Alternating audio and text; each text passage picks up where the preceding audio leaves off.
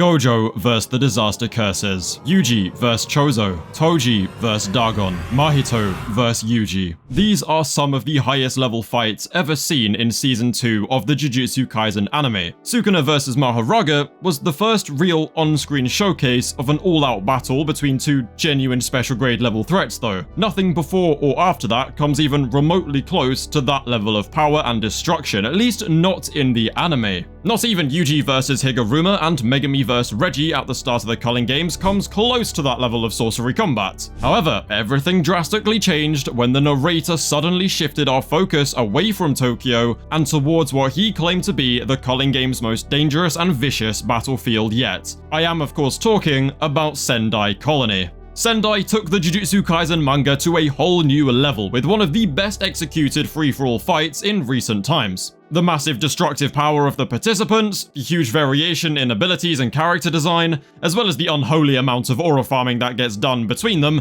leads to Sendai Colony being a top 5 fight in Jujutsu Kaisen. At least in my opinion, I feel that way. It's also my opinion that Sendai Colony will easily be the highlight of Jujutsu Kaisen Season 3, being contested probably only by Yuki vs Kenjaku, I'd say. Many will probably say Hikari vs Kashimo, and whereas I do think it's an incredible fight, I believe Sendai will translate better into an anime adaptation due to its much larger scale. So on that mildly provoking note, allow me to begin my complete analysis of Yuta Okkotsu vs Sendai Colony and explore why I think this fight is a perfect shonen battle that is soon to also be a perfect anime battle. Let's go. Now you see, the sorcerers in Sendai Colony were so broken that before long only 4 players were left standing. 4 players so absurdly strong that they were each given their own introduction page, which I obviously decided to add a little bit more flavor to. Name: Dhruv Lakdawala. Points: 91. Time period: pre-Heian era. Classification: special grade sorcerer. Abilities: orbiting Shikigami that create a deadly domain over an area. Notable information: single-handedly conquered the archipelago in the Civil War of Wa nearly 2,000 years ago. Name: Ryu Ishigori. Points: 77. Time period: Edo era. Classification: special grade sorcerer. Abilities: Cursed Energy Discharge. Notable information: has the highest cursed energy output of all Culling Games players. Holds the record for highest recorded output in history. Name: Takako Uro. Points: 70. Time period: Heian era. Classification: special grade sorcerer. Abilities: Sky Manipulation. Notable information: former captain of the Sun, Moon and Star Squad, an elite group of assassins associated with the Fujiwara clan. Name: Kurorushi. Points: 54. Time period: modern age. Classification: special grade cursed spirit. Abilities: Cockroach Swarm, Festering Life Sword. Notable information: cursed spirit released from Kenjaku's control. God damn, I didn't realize I could sound like so much of a robot. Anyway, once Mappa reaches Sendai Colony, the Jujutsu Kaisen anime will probably experience its second ever taste of an all-out battle between real special grades. The Disaster Curses were presented as the most formidable and dangerous threats in the JJK anime so far, but when compared to the overwhelming power of sorcerers like those found in Sendai, the Disaster Curses suddenly seem like nothing more than a mere annoyance. These 4 players were such monsters that after wiping out the rest of the colony, they ended up stalemating in a situation that would famously become known as the 4-way deadlock. However, on November 12th, 11:28 AM, a new player entered the colony all alone, and the deadlock was broken. Name: Yuta Okkotsu. Points: 35. Time period: modern age. Classification: special grade sorcerer. Abilities: special grade vengeful spirit Rika Orimoto. Reverse curse technique: copy. Notable information: prodigy of the modern age, second only to Satoru Gojo. Yuta's entrance in Sendai Colony is actually just uncontested in this arc, because after the narrator spent an entire page gassing up Dhruv, Okkotsu simply walks in and low-diffs him off-screen. Well, at least it seems off-screen, but what a lot of people fail to notice is that way back in chapter 160, we do actually see a panel where Dhruv's Shikigami are being cut down by an unseen presence in the background.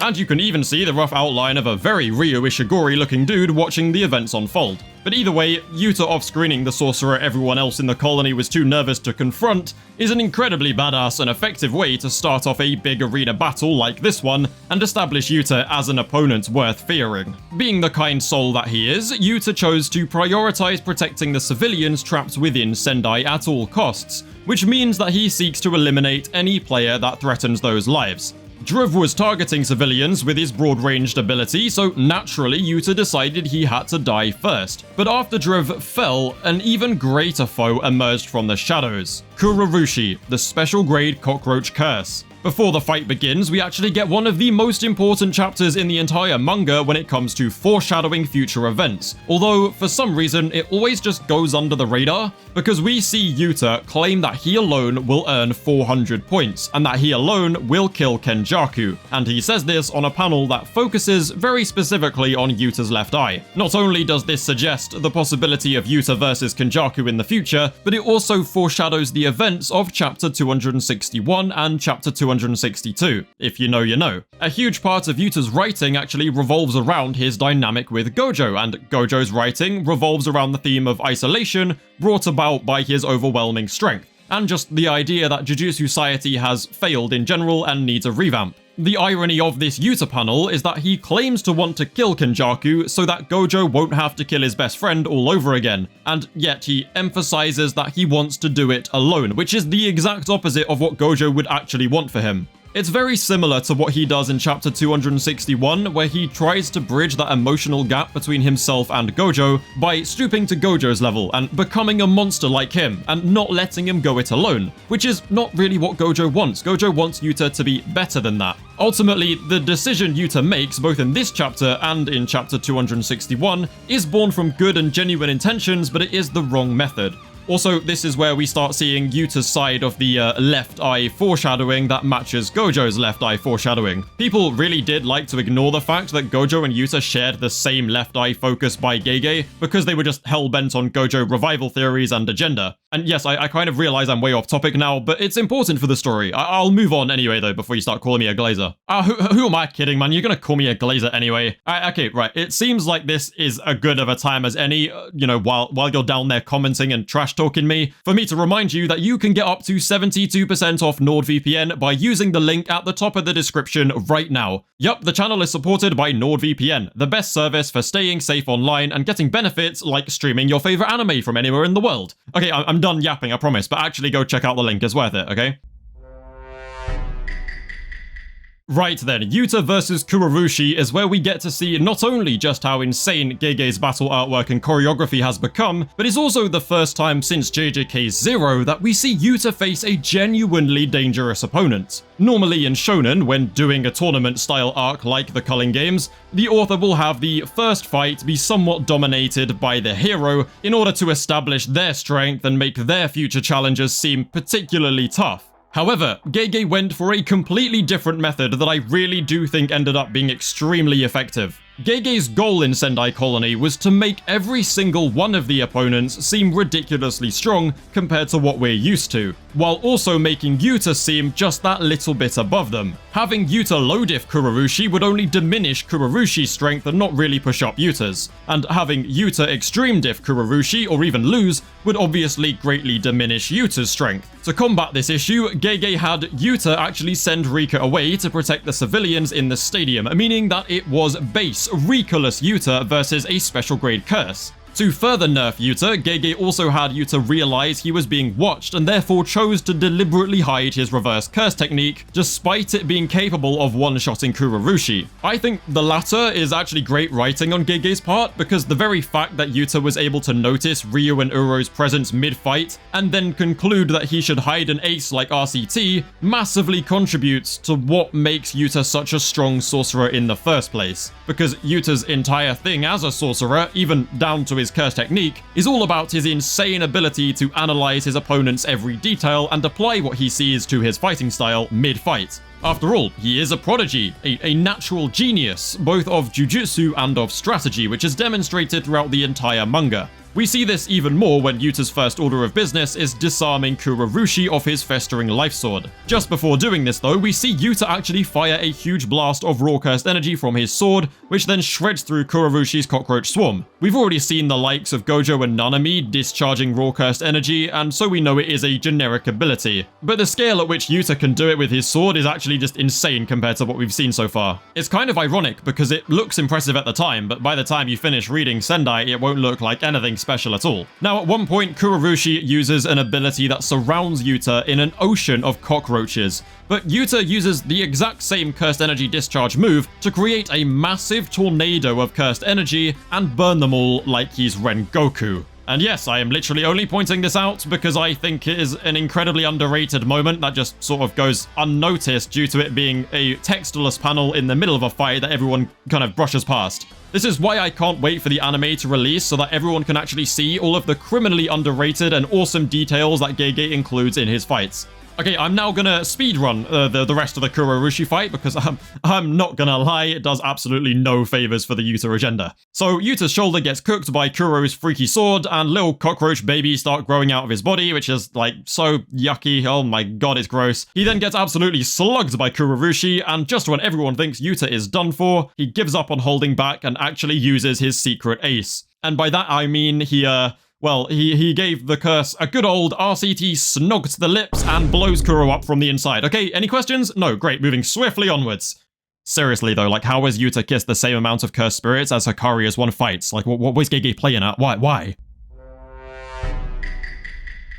After Yuta reveals his reverse curse technique and defeats Kurorushi, Takako Uro takes a chance to sneak Yuta and begin the big three-way battle that Sendai Colony is famous for. However, not only has the remainder of this fight got some of the craziest, most hype, most action-packed combat that we've seen in all of Jujutsu Kaisen, but also an incredible theme running through it that is mostly played out between Yuta and the Heian-era sorceress known as Takako Uro. Gege's ability to consistently thread in these themes and amazing narrative points throughout a fight as fast-paced and action-heavy as this one is truly a testament to his writing ability, and it's what makes the Culling games as a whole work so well as an arc in Jujutsu Kaisen. We get to see Yuta's genius and heavily analytical brain incorporated into his battles once again when Uro starts putting hands on him with her sky manipulating technique. I mean, he doesn't even flinch when taking an elbow to the face and being blasted into a crater of concrete. Instead, what he does is he just keeps analyzing her technique to figure out how it works and what its weaknesses are. And I guess this is also a testament to his crazy durability, but his physical stats get put to the test a lot more against Ryu Ishigori later on. Now, after taking some hits, Yuta starts a dialogue with Uro, a dialogue that ends up frustrating her immensely. It seems that Uro was betrayed by someone who many people suspect was actually Kenjaku himself back in the Heian era, although that detail is just fan speculation. Yuta gives Uro a lecture about why going as far as to be revived by Kenjaku just so that you can do exactly what you did in your first life and seek self-gratification through endless violence is just incredibly sad. It's something Yuta just cannot understand because, unlike the monstrous sorcerers of the past, Yuta despises fighting and only does so to protect what really matters to him, his friends and his loved ones. That is why Yuta confronts Uro in the first place. He asks her if she had anybody that she loved, and throughout the entire fight, he really nails home the point that senseless violence will always leave you with this empty feeling of regret and isolation, no matter how much you try and pursue it. The theme of isolation, strength, and the idea of strong Jujutsu sorcerers being monsters that do nothing but seek self-gratification through conflict is a long-running theme throughout Jujutsu Kaisen, and it is most prevalent between Gojo and Sukuna. But Yuta Okkotsu represents the very change that Gojo aimed to introduce into their society, where sorcerers diverge from the endless cycle of curses that breeds violence and conflict over and over again. Or should I say Yuta and Yuji mainly represent that theme?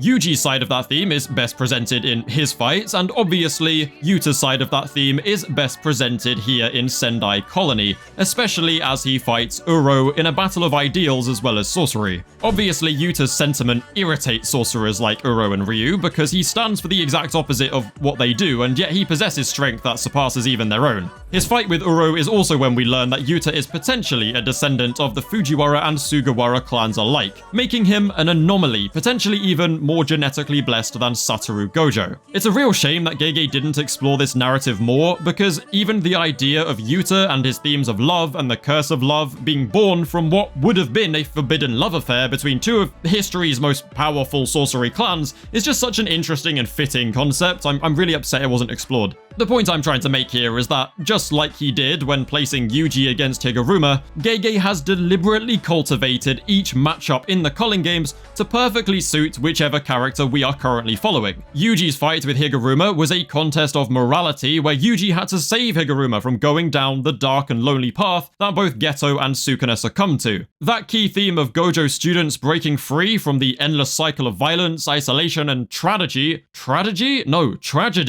The endless cycle of violence, isolation, and tragedy. Yeah, that was woven throughout this fight, and it was great. Yuta's themes in Sendai Colony are much the same, which is significant because the old and new main characters of Yuta and Yuji are the two students most significant to Gojo in terms of carrying out his dream. The reason why it runs through both of them though is because both Yuji and Yuta represent completely different sides of that theme, where Yuji kind of follows in Gojo's path and Yuta kind of diverts a bit from where Gojo wants him to go and instead focuses on saving Gojo himself. That's not really what this video is about though. Although I do want to point out that Hikari's fight and Hikari's character also play into this theme in its own completely different way, which is exactly why the theme never goes stale, because every individual Jujutsu High student that Gojo is nurturing has a completely different way of portraying the theme. Gege's execution of the themes for each character's fight just differ so greatly, it's great. For example, Yuji's fight was a simple 1 versus 1 against a man from the modern age who needed saving from going down the wrong path, which is exactly what Gojo would do, right? In the modern age, Gojo is saving people like Yuta and Yuji and guiding them down the right path. And later on in the manga, Gojo reveals that he wants Yuji to carry on his dream and do exactly what he's been doing. Whereas Yuta, a character who is currently presented as the strongest of the new generation by a considerable margin, faced some of the strongest sorcerers of the past who had already fallen victim to the dark and lonely path. And what Yuta tries to do is save them from said path in the exact same way he will do for Gojo later on. At the end of the fight, Yuta even admits that it was actually a mistake to try and make Kuro understand why she should value others instead. I mean, if she had realized what Yuta was saying to be true,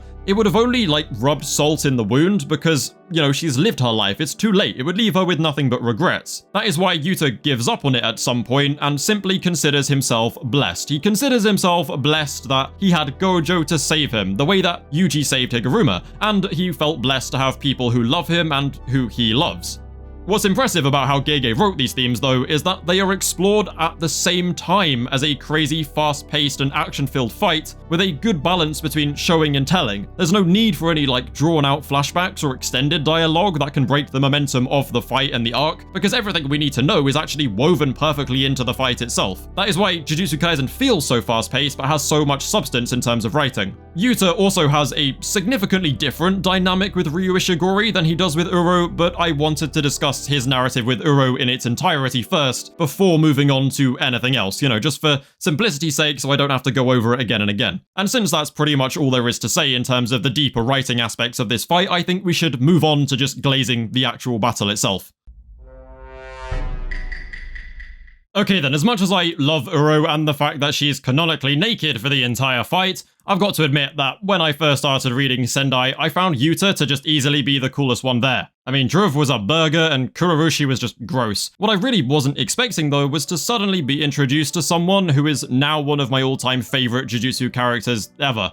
Someone who is genuinely in my top 10 both in terms of favorites and in terms of strength. I am of course talking about Ryu Ishigori, the absurdly strong sorcerer from the Edo era who boasts the highest cursed energy output among all Culling Games players. The reason I love him so much is mainly because of his ability, which I thought was so refreshingly simple after only, seeing weird and complex techniques for quite a while. You see, Ryu's entire thing is just firing massive beams of raw cursed energy, so strong that he can level entire city blocks, as shown when he interrupted Yuta and Uro's little debate. Obviously though, he's not as cool or as strong as Yuta, who literally takes a full granite blast to the face and walks away with only minor burns. This excites Ryu, whose entire character revolves around him wanting dessert for his life. He fought worthy opponents and found a good woman back in his old life, but he was still unsatisfied. He wanted desserts, he wanted that sweet aftertaste, and he believed that Yuta could be the sorcerer who would give it to him. After dodging some multi-directional beams, Yuta scales the roof and engages Ryu in close quarters combat. What is important to note here though is that due to his intense output, Ryu Ishigori's physical stats are far beyond that of your average sorcerer. His punches are so explosive that they can send both Yuta and Rika flying several meters and crashing into buildings. His durability via cursed energy reinforcement is also so absurdly strong that he not only managed to tank close-range dismantles from 16-finger Megana, but Sukuna himself even stated that Ryu was equal to end-of-story Yuta and Yuji in durability. Imagine being so broken that you share physical stats with the final forms of both the story's main characters. Like, is that not insane?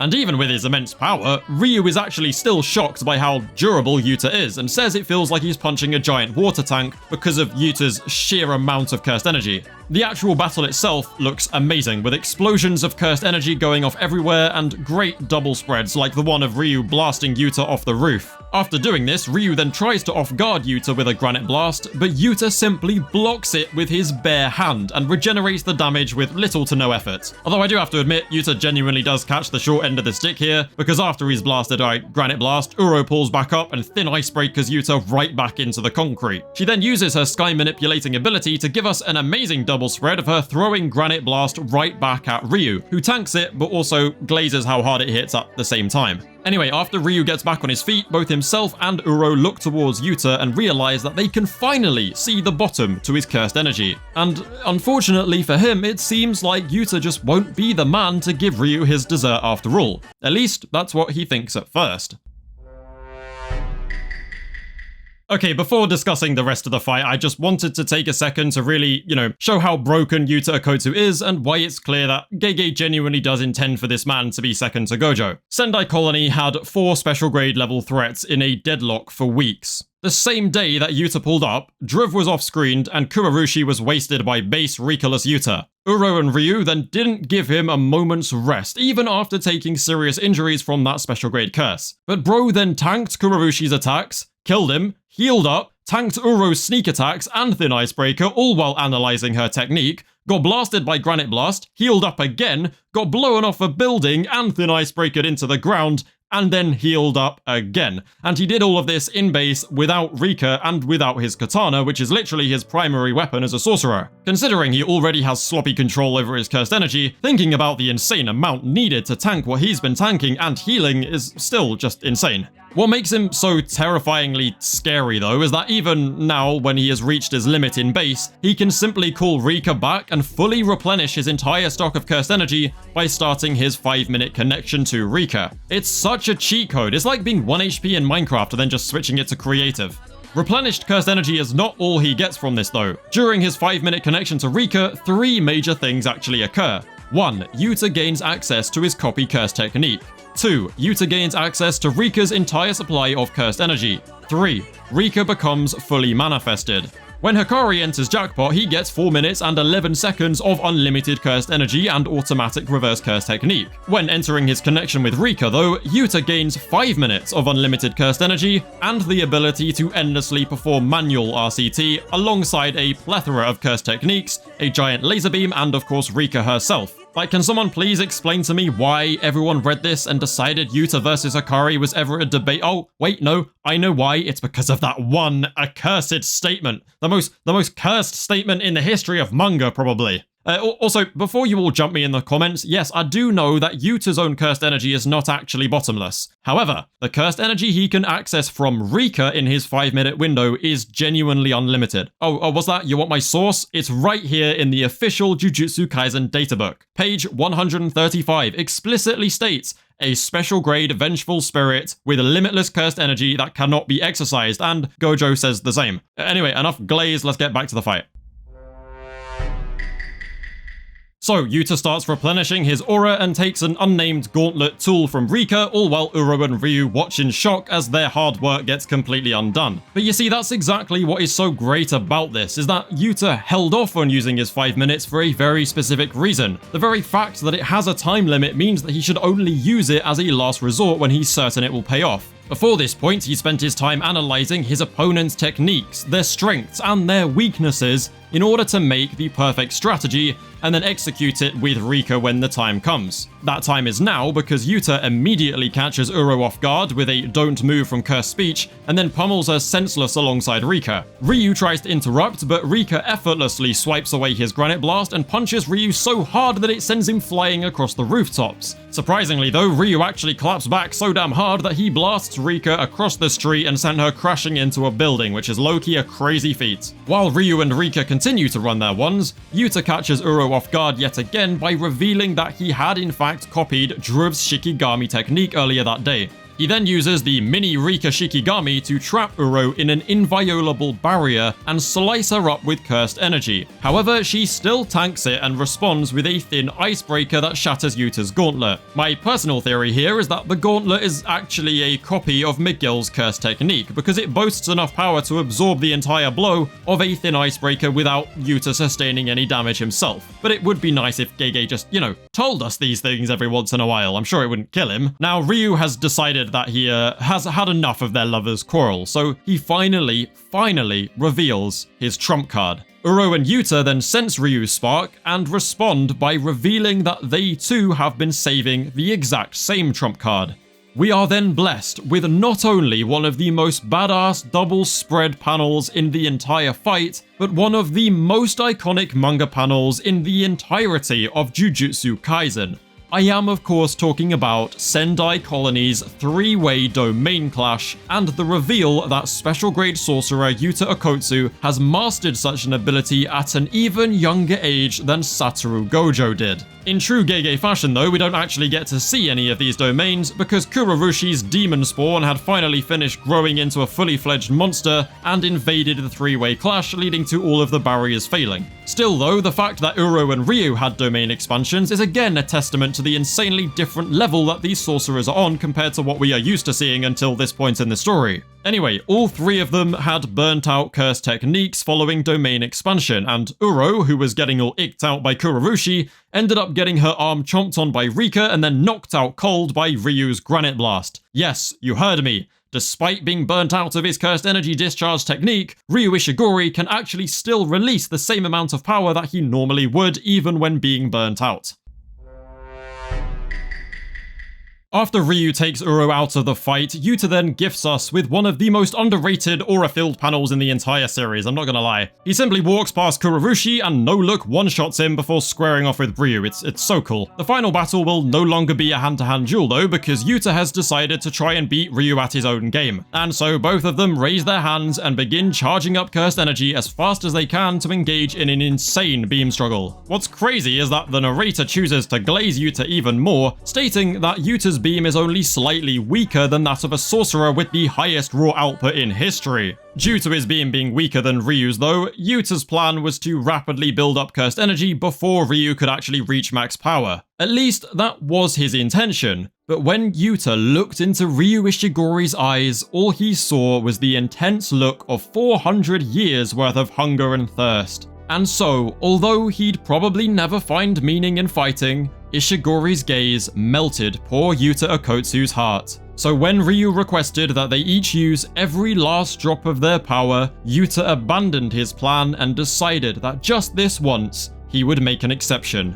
They fire their full power beams in an amazing double spread and Ryu just about manages to win. When Rika and Yuta emerge from the smoke, Ryu asks delightedly that they should go again. This time though, Yuta's done playing around. Rika quickly fires the blast all on her own without any warning as Yuta then quickly closes the distance between them. Ryu finally has his turn of blocking a blast with only one hand, but by the time he had fired a counterattack, it was too late. And so only 1 to 2 minutes after using domain expansion, Yuta Okkotsu had recovered his burnt out curse technique. Using Uro's sky manipulation ability that he had copied earlier in the fight, Yuta then deflected Granite Blast upwards in preparation for his final play. Yuta then slams Ryu with a thin icebreaker, which shows just how Yuta's natural genius and analytical abilities allow him to almost perfectly master copy techniques right away. Rika then batters him over the head, but Ryu's eyes do that really scary anime thing where they go all white and then Gege starts drawing mad speed lines, which you shouldn't take a genius to figure out what he's about to do. Sure enough, he then delivers one hell of a final blow to Rika right as the 5-minute window ran out, knocking her out for the rest of the fight. Ryu and Yuta throw hands yet again, but this time Yuta is a step ahead, so he grabs Ryu, holds him firmly in place, and simply watches as the granite blast that he deflected earlier comes crashing back down directly onto Ryu's head, knocking him out once and for all. When Ryu wakes up, they have a nice little chat about how Yuta is blessed and how he doesn't get the whole search for power thing, which is honestly actually just very wholesome. And while Ryu was knocked out, Yuji had successfully added the transfer rule, meaning that Yuta can now ask Ryu and Uro for their points. They agree, but what really shocks Ryu about being asked this is that he believes Yuta would have actually killed them all if it wasn't for that rule being added. Yuta neither confirms nor denies this outright, but he does smile and say that Ryu should be very grateful that Yuji had added that rule. Which yeah, kind of implies that Yuta would have absolutely fried them without it. And so, in one single day, Yuta Okkotsu single-handedly took down the strongest colony in the entire Culling Games and walked away with a grand total of 192 points, making Yuta Okkotsu the official top-ranking Culling Game player.